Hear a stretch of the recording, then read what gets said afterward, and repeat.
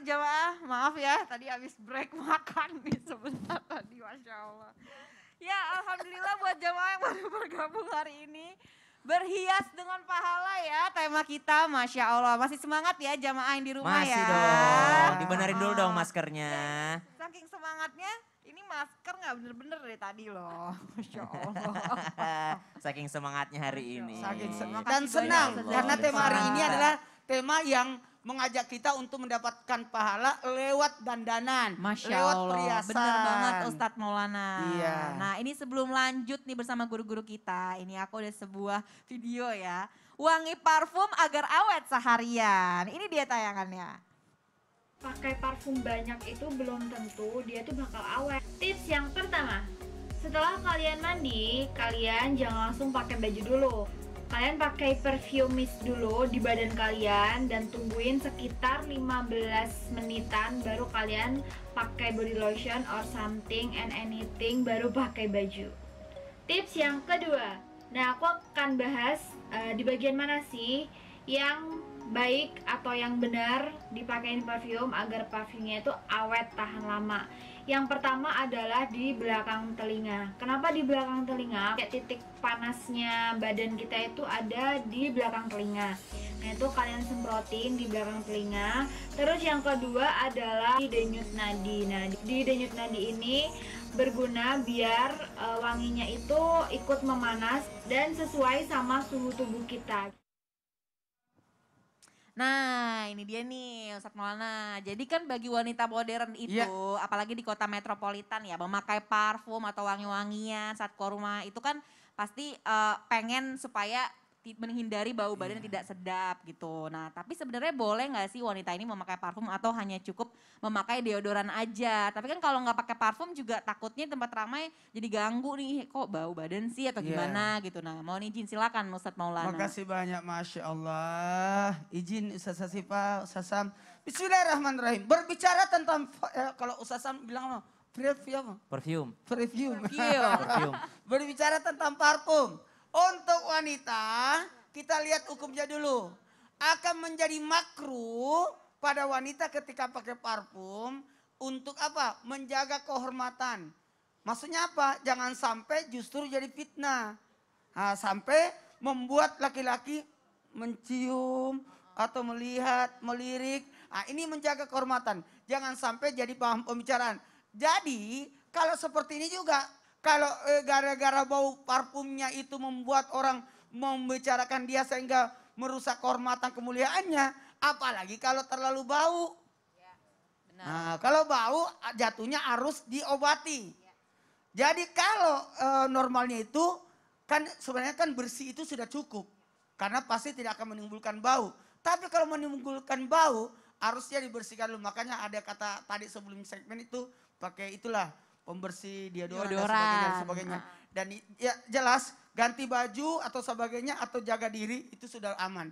Dan yang kedua menjadi haram ketika wanita itu menggunakan parfum dengan tujuan untuk pamer atau menimbulkan fitnah. Sehingga maaf nauzubillah dikategorikan sama dengan maaf itu yang mengganggu laki-laki. Pemikat laki-laki. Mencari laki-laki, nauzubillah. Ini kan jelek kedengarannya. Apa sih?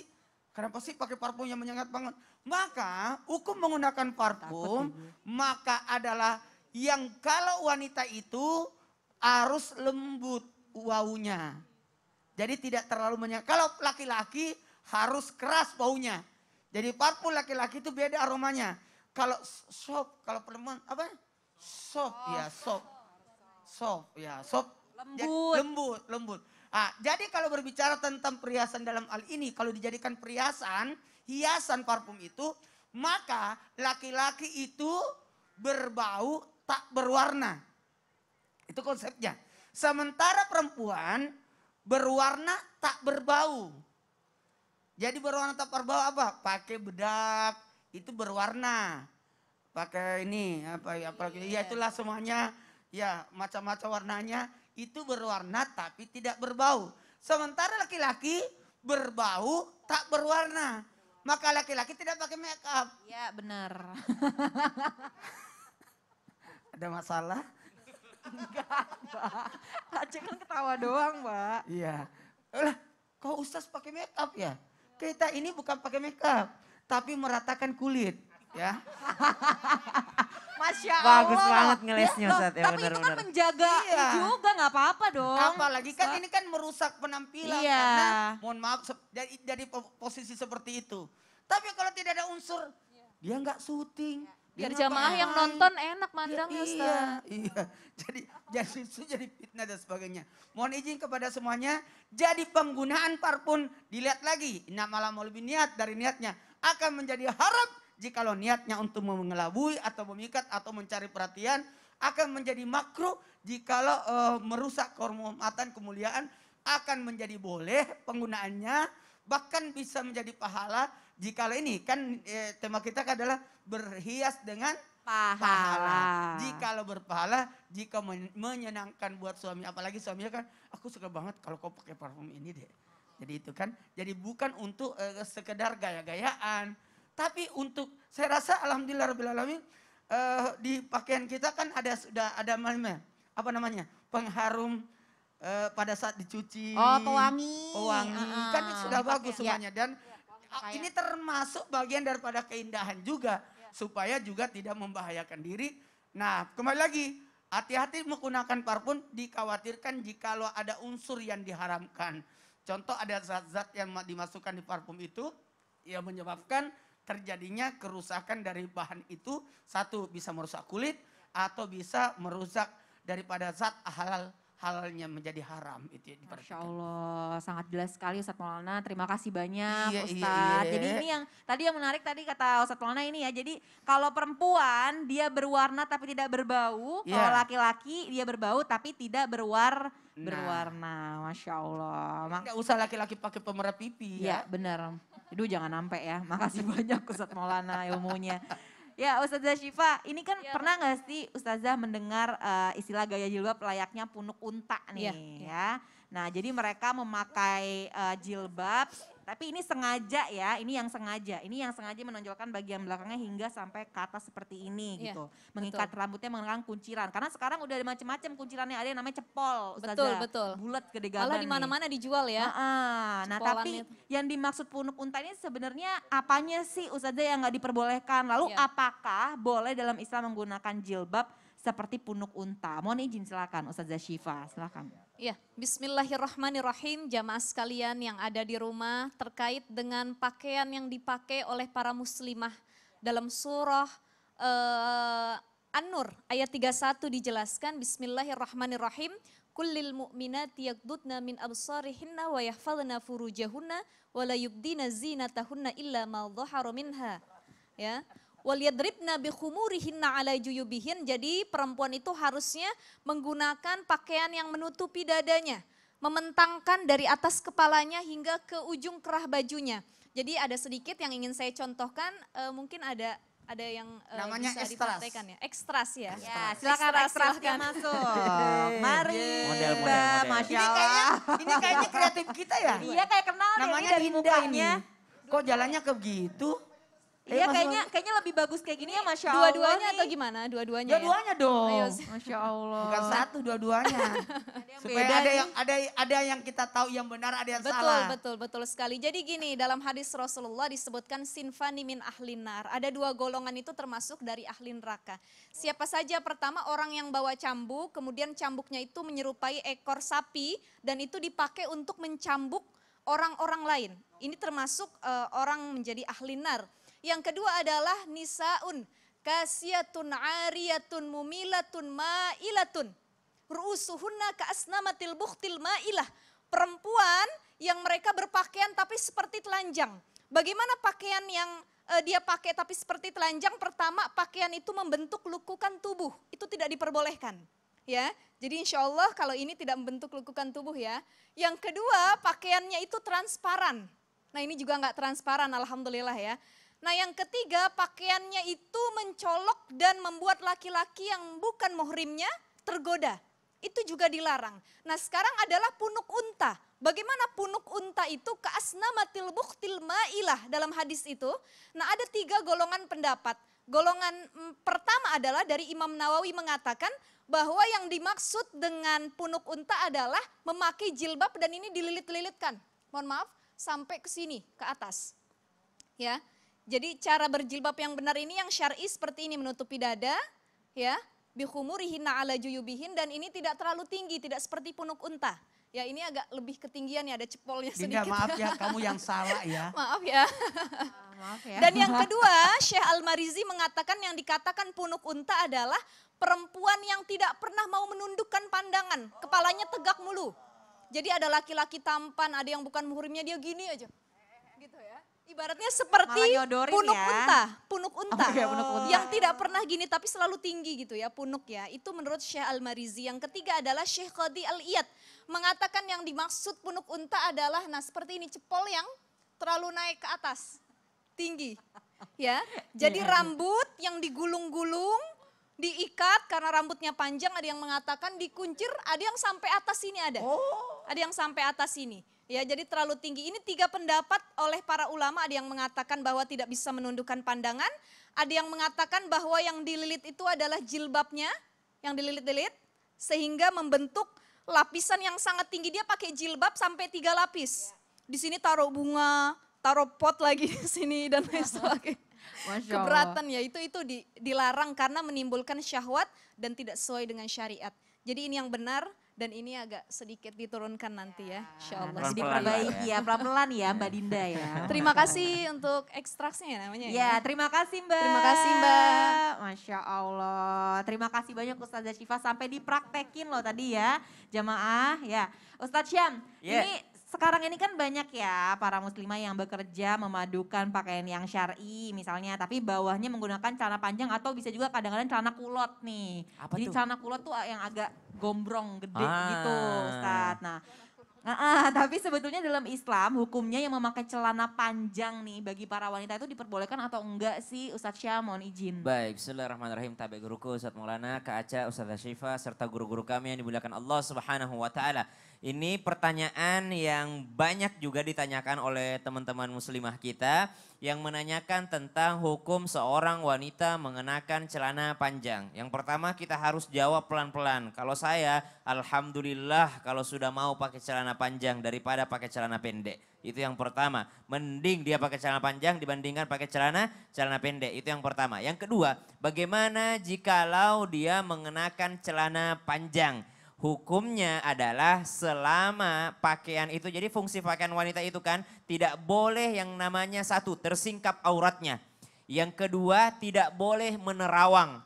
Yang ketiga, tidak boleh membentuk lekukan tubuh. Makanya tadi pas dipraktekkan kenapa jilbab itu menutupi dada. Kenapa menutupi dada? Supaya tidak kelihatan lekukan tubuh ini, ya, tidak kelihatan lekukan tubuhnya. Sama halnya dengan yang ada di kaki. Maka subhanallah, ini disebutkan bahwasanya celana yang ketat jelas tidak boleh. Kenapa celana ketat yang tidak boleh? Karena membentuk lekukan tubuh. Yang kedua, kenapa alasannya celana itu tidak boleh? Karena menyerupai laki-laki. Karena pada umumnya celana itu dikenakan oleh laki-laki, bukanlah seorang wanita. Yang ketiga, tadi ada pertanyaan dari Kak Aca. Bagaimana kalau gombrong? Selama dia tidak menerawang, selama dia tidak tersingkap auratnya, dan selama dia tidak ketat dan tidak menyerupai laki-laki, maka silahkan. Oh Masya Allah. Ya, tidak ketat. Nah, kalau saya lihat yang warna sebelah kanan ya, ke sebelah mana? Yang paling sini, ini masih membentuk lekukan tubuh dan mungkin saja tidak mengenakan kaos kaki. Ya, kalaupun mau untuk mengenakan celana, silahkan dilihat gambar yang pakaian warna putih. Tapi sayangnya yang warna putih tidak dikancing bajunya. Jilbabnya tidak menutupi dada. Dan tidak menutupi dada. Seandainya bajunya dikancing dan jilbabnya menutupi dada, itu aman. Kenapa? Karena bajunya sampai lutut. Ya. Bajunya sampai lutut. Masya Yang Allah. dikhawatirkan ketika seorang wanita mengenakan celana itu adalah lekukan, maaf, belakangnya terlihat karena berbeda antara laki-laki dan wanita. Kemudian lekukan antara kedua kakinya kelihatan. Maka itu yang sangat dikhawatirkan. Yang kedua teman-teman sekalian, bukan rok yang diwajibkan, bukan rok. Karena kalau pakai rok pun tapi seperti nomor 2 itu salah juga. Kenapa? La isbal itu untuk laki-laki. Kenapa perempuan la isbal? Ya dia keangkat dia sampai kelihatan betisnya sedikit. Maka ini keliru juga. Jangan sampai kita mewajibkan rok. Bukan rok yang diwajibkan, tapi menutup aurat. Karena sekalinya pakai rok tapi roknya ketat, maka salah juga. Sekalinya pakai rok tapi ternyata membentuk lekukan tubuh, maka keliru juga. Jadi bukan roknya yang wajib, tapi menutup auratnya yang wajib. Jadi kalau dia pakai celana tapi memenuhi 4 syarat. Apa 4 syarat tadi? 1, tidak tersingkap aurat. 2, tidak membentuk lekukan tubuh. 3, tidak menerawang. 4, tidak menyerupai laki-laki, maka celananya aman. Bahkan disunnahkan perempuan pakai celana panjang sebelum memakai rok. Kenapa? Karena biar kalau tersingkap roknya masih ada celana yang menutupi auratnya. Tidak langsung serta-merta terlihat auratnya. Nah yang kedua tadi ingin kami sampaikan, rok itu bukan yang diwajibkan roknya atau gamisnya atau abayanya. Tapi yang diwajibkan adalah menutup auratnya. Khawatirnya kalau dia pakai rok, kalau kita bilang wah wanita wajib pakai rok. Dia pakai rok tapi ketat. Ini kan banyak juga fenomena muncul nih. Kalau kita scrolling di TikTok itu banyak yang pakai rok tapi kelihatan lekukan tubuhnya. Naudzubillah min dzalik. Berarti paling enggak kalau misalnya mau pakai celana kulot tadi atau mau pakai rok, berarti atasannya pakai tunik ya. Atasannya harus Syamnya panjang. jadi panjang. Betul. Masya Allah. Dan Itu pakai dia kaos amannya. kaki. Iya benar. Masya Allah. Makasih banyak Sama-sama, Ustaz Kak Syam. Aca. Ya, jamaah semoga mendapatkan pencerahannya dari guru-guru kita ya. Ini Masya Allah sangat detail sekali dibahas oleh guru-guru kita. Nah ini langsung aja nih ya. Ini jamaah di rumah juga pasti udah gak sabar nih nunggu pertanyaannya dijawab. Langsung aja kita masuk ke segmen Tanya Dong Ustadz. Kami semua tanya dong Ustadz. Masya Allah ya. Ini langsung saja ada pertanyaan pertama dari @mili ya. Nah ini Assalamualaikum Ustadz Ustazah, izin bertanya. Apa hukumnya memakai eyelash bagi perempuan? Meskipun si perempuan jarang keluar rumah jika tidak bersama dengan suaminya. Dan memakai eyelash tersebut memang diniatkan untuk terlihat cantik bagi suaminya sendiri. Apakah tetap diperbolehkan? Ya mohon izin Ustazah Syifa silakan.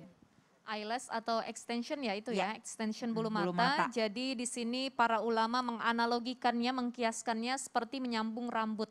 Ya, jadi rambut itu bukan hanya di sekitar kepala saja, tapi setiap orang yang dia punya alis, kemudian dikikir alisnya sampai botak, dia tato lagi alisnya, dia sulam lagi, itu juga diharamkan karena seperti menyambung rambut.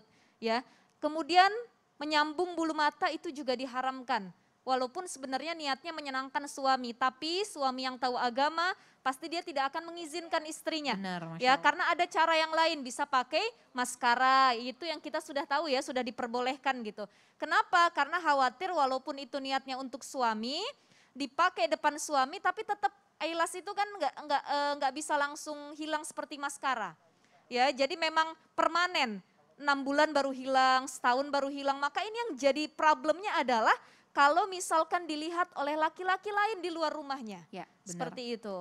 Jadi Ya. balik lagi takutnya niatnya juga jadi Iya, salah iya, ya. jadi salah. Ustazah ya. Dan suami juga harus tahu, harusnya tidak mengizinkan. Masya Allah, terima kasih banyak Ustazah Syifa. Sama-sama. Ya, selanjutnya ini dari Neneng 4376. Assalamualaikum Ustadz.